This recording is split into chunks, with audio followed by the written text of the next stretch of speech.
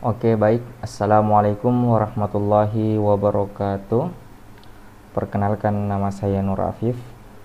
Saya selaku anggota dari kelompok 3 Anabut kelas E. Oke, pada kesempatan kali ini saya akan menjelaskan tutorial untuk uji validitas faktor menggunakan EVA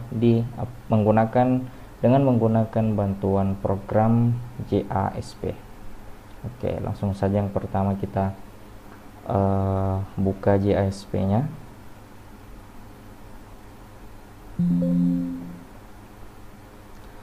Nah, di sini JASP yang saya gunakan itu versi 16.1. Nah, untuk yang pertama kita di sini akan terutama mengubah file dari Excel menjadi file CSV.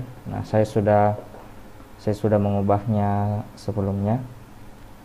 Nah, tampilannya akan sama seperti ini. Oke, di sini ada data dari inisial, usia, jenis kelamin, suku pendidikan, beserta item-item yang akan diuji kevaliditasannya. Oke, baik.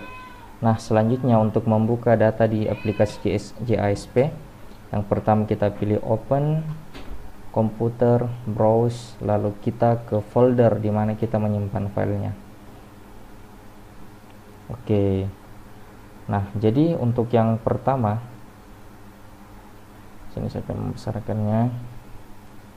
Nah, jadi perlu diketahui validitas itu adalah uji yang dilakukan untuk kita percaya pada alat ukur yang kita gunakan. Nah, pada contoh kali ini saya menggunakan alat ukur untuk mengukur kemampuan kognitif individu dalam soal penalaran diagram. Nah, untuk angka 1 sendiri ini adalah jawaban yang benar. Untuk angka yang 0 ini adalah jawaban yang salah.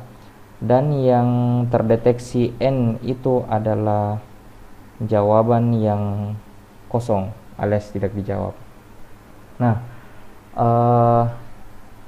yang pertama kita pilih ke faktor, terus kita pilih di sini ada 3 jenis validitas, tapi kita pilih exploratory factor analysis. Nah, oke. Nah, selanjutnya seluruh item yang terlebih dahulu kita harus mengubah jenis datanya ke tipe scale. Oke, baik, akan kita lanjutkan. Jadi di sini saya sudah mengubah semua jenis data ke tipe scale. Nah, selanjutnya kita ulangi lagi. Kita pilih ke faktor, pilih exploratory factor analysis. Lalu kita pindahkan semua item yang akan kita uji ke validitasannya. Oke.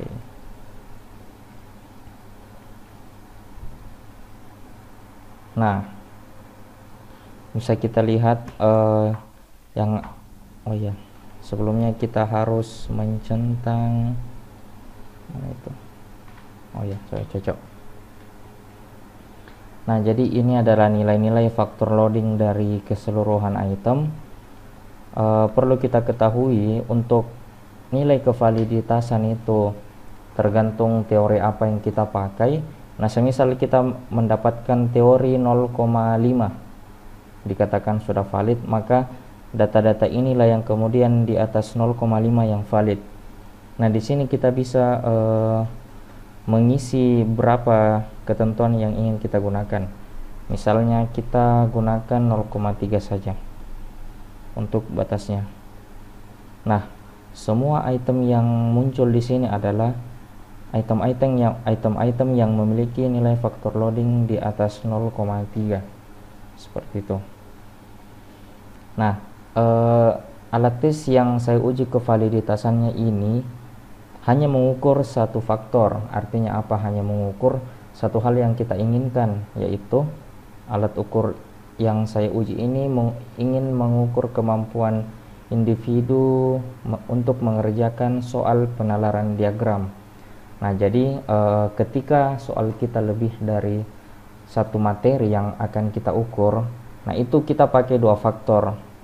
Nah, bisa kita lihat di sini adalah di faktor jadi jika kasusnya seperti itu kita ubah ke 1. Nah, maka ini adalah item-item yang kemudian valid berdasarkan nilai faktor loading yang kita tentukan. Nah, jika kita menggunakan 2 faktor atau ingin mengukur 2 faktor, kita ubah jadi 2.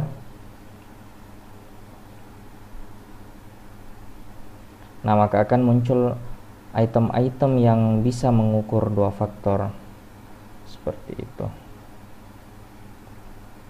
Jadi berdasarkan hasil analisis ini bisa kita peroleh untuk item yang valid dengan nilai faktor loading di atas 0,3 terdiri dari 1, 2, 3, 4, 5 terdiri dari 15 item yang valid dengan menggunakan uji validitas faktor exploratory faktor analisis. Oke, mungkin sekian yang bisa saya sampaikan. Kurang dan lebihnya mohon dimaafkan. Saya pamit undur diri. Wassalamualaikum warahmatullahi wabarakatuh.